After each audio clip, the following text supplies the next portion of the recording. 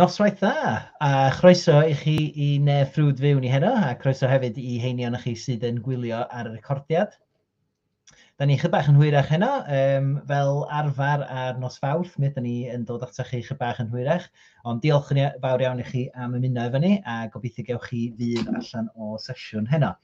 So, just sesiwn reit sydyn, da ni efo chi heno, a be da ni'n mynd i sôn amdan ydy cynnydd mewn prisiau trwyddedu Microsoft 365, sydd am ddod i rym ar y cyntaf o Fawrth 2022. Felly mae gennych chi fis i fynd tan mae'r costa yma yn dod i fewn, y cynnydd mewn costa yma'n dod i fewn ar gyfer rhai trwyddedau Microsoft 365. Be da ni'n mynd i fynd trwy heddiw efo chi ydy pa gynnyrch a sydd yn cael ei effeithio a be ydy'r newid i gost y trwydded. A wedyn, da ni'n mynd i ddangos i chi chydig bach o be di meddylfryd Microsoft tu ôl i'r codiad yma. So, wrth gwrs, maen nhw yn mynd i fod o hynny o amser i amser, yn mynd i orfod codi prisiau enghraifft, ond da ni'n mynd i ddangos i chi be di'r meddylfryd tu ôl i'r newid yn y cost yma.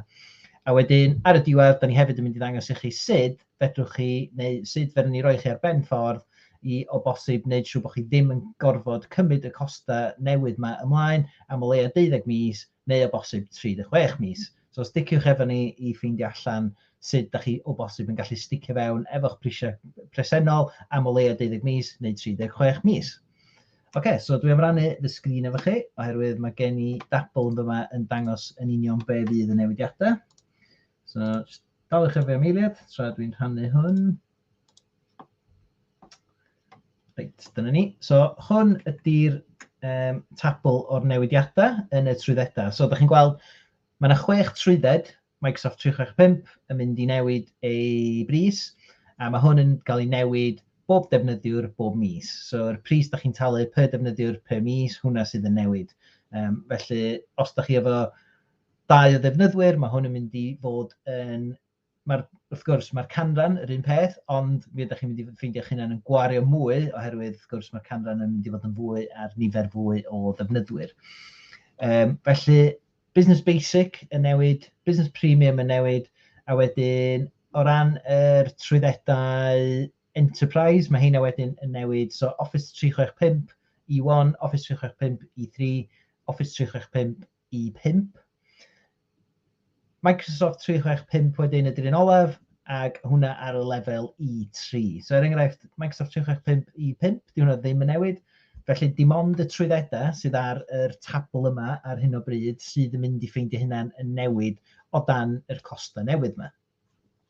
Felly, da ni wedi rhoi yn y tabl yn fan hyn, be maen nhw'n mynd i gostio o dan yr lefel newydd o'r prisiau. So, da chi'n gweld be di'r canran y newid yma.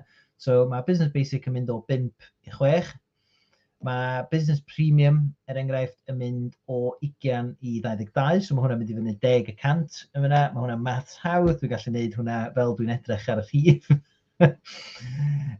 Mae Office 365 E1 yn mynd o 8 i 10, so, ag E3 20 i 23, so mae hwnna eto yn just dros 10% yn fyna newid.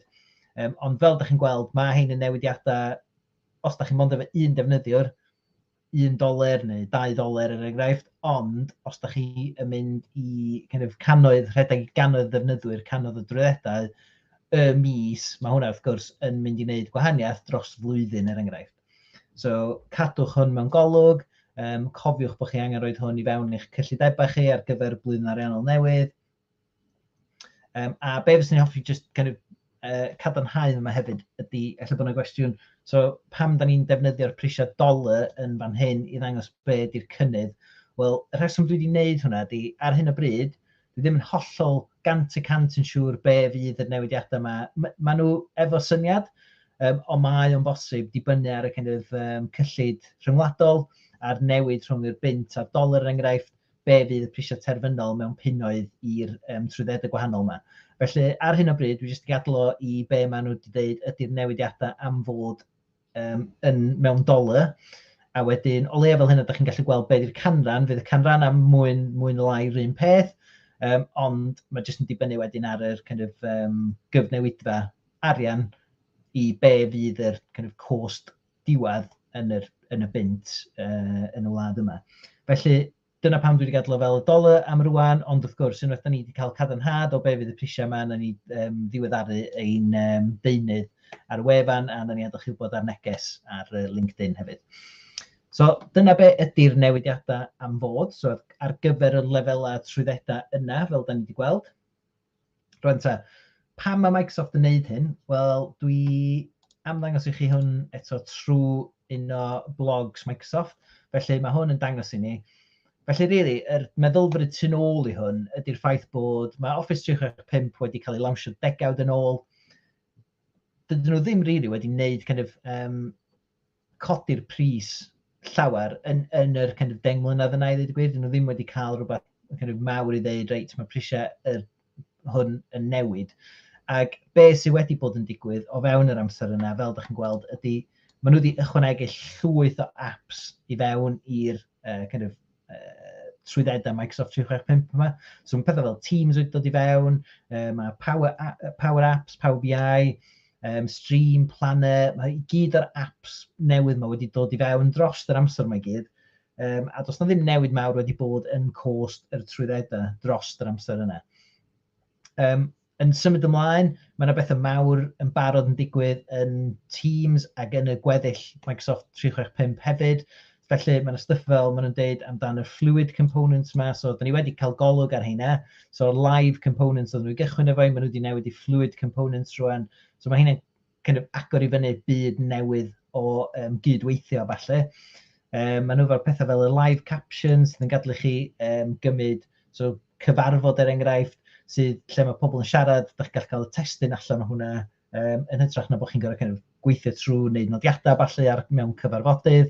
Yn anffodus, jyst mewn Saesneg ar hyn o bryd, ond mi ydym ni yn trio, mae gennym ni beth newid yn gored ar hyn o bryd efo Microsoft i weld os ni'n bosib cael hwnna yn y Gymraeg.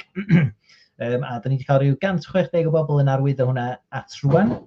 Felly, na ni edrych i roed hwnna fyny ar yn gwefan ni a cael mwy o gefnogaeth i hwnna.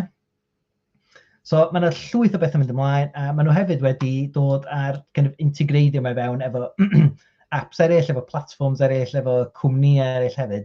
So, os da chi'n defnyddio gyd o'r apps mae gan y cwmnïau gwahanol yma, da chi rwan yn gallu cadw eich gwaith i gyd o fewn Teams, er enghraifft, ac wneud eich gwaith i gyd o fewn yr lle wedi integreiddio yma, a just wneud eich proses gwaith chi yn gymaint haws nag oedd o. So dyna be di meddylfryd Microsoft sy'n ôl i'r codiad, i'r trwydded yma. So mae hwnna yn, wrth gwrs, ddim yn rhywbeth fysa rhan fwy o bobl yn croesawu, ond i ddweud y gwir dwi yn gallu gweld lle maen nhw'n dod o'n fan hyn efo faint mae hwn wedi datblygu dros amser. A wedyn, symud ymlaen, os yna rhywbeth da ni'n gallu neud erbyn hyn neu rwan, i wneud siŵr bod ni ddim yn gorfod cymryd yr newid mae yn y pris ymlaen. Neu ydym ni'n gallu cadw hwnna tan hwyrach neu bynnag? Wel, yndach i ddweud y gwir. So, fyswn ni'n argymell bod chi'n siarad efo eich cyflenwr Microsoft 365 ac yn gweld os da chi'n gallu, enghraifft, arwyddo cytundeb newydd o bosib i gloi chi fewn am 12 mis neu 36 mis os di'n bosibl ar y pris cyfredol, a be wneith yna wneud ydy wneith o sicrhau bod chi yn talu'r un pris am y 12 mis nesaf neu am y 36 mis nesaf. Fydd gynnwch chi fwy o sicrwydd o lle mae'ch pris chi, ella bod chi wedi gwneud eich cyllideb yn barod ar gyfer blwyddyn nesaf. So, os da chi angen meddwl am y pethau mae gyd, o bosib ella wneith yna helpu chi, os da chi'n cael gair efo nhw, gweld beth sy'n bosib. Ac mae hynna'n golygu, wrth gwrs, bod chi wedi clymu fewn wedyn, fe rhaid i chi dalu yr pres yna am y 12 mis neu 36 mis nesaf. Ond mae'n golygu fydd gennych chi nhw ar gost rwan os da chi'n cael ei fewn yna cyn diwedd y mis yma. So, cyn diwedd mis Chwefror, newch siŵr bod chi wedi arwyddo'r contract i fyny os dyn nhw'n galluogi chi wneud hynna, a bod chi'n cael hwnna fewn am 12 mis neu amdan 36 mis. Mae dal yn golygu fyddwch chi dalu yn fusol, so just fel unrhyw contract ffôn symudol neu bynnag fel yna, da chi wedi cloi fewn i'r contract, ond mi ydych chi dal yn gallu talu hwnna yn fusol. So does ddim angen talu'r holl beth even upfront mewn ffordd, ond mae yn golygu bod chi'n mynd i fod yn talu'r un pris da chi'n talu rwan, os da chi'n bodlon cloi eich hynna fewn i'r contracts yna. A dyna ni am hynna. So, dwi jyst am adael chi efo'n gwefan ni. So, dyma ni'r gwefan yn fan hyn, yn mynd ar draws gwylio'r sgrin. So, illuminowit.co.uk. Ac mae gennym ni'r blogs, mae gennym ni'r fideos, mae gennym ni'r links i'n socials ni, a dyna lle da ni'n neud rhan fwy o pethau ar hyn o bryd. So, LinkedIn, YouTube a Facebook er enghraifft, mae hynna gyd yn linked ar y wefan. A wedyn, grŵp Facebook yn fan hyn i chi. So, mae'r grŵp Facebook ar yr sgrin i chi hefyd. So, unwaith eto, enw hwnna di Your Illumino IT. Ac yn y grŵp yna, da ni'n sgwrsio, da ni'n trafod amdan pethau technolegol. Da ni'n gobeithio'n rhoi tips, awgrymiadau defnyddiol o ran technoleg. Ac os di pobl efo arfer da er enghraifft, da ni'n gallu sgwrsio am hwnna, pobl efo pethau maen nhw wedi gwneud na. So, trafodaethau falle am dechnoleg a wneud i dechnoleg weithio i chi. So, dyna di'r gobaith am hynna. So, reit, dwi am adael chi am hynna. Diolch yn fawr iawn i chi eto am ymuno efo ni, a dwi'n gobeithio na ni weld chi eto fory. Ac da ni'n dod i ddiwedd yr gyfres erbyn hyn, felly mae gennym ni ryw 3 ar ôl, dwi'n meddwl. So, gobeithio gweld chi fory. Hwyl fawr a nos da am rwan. Oce, tra.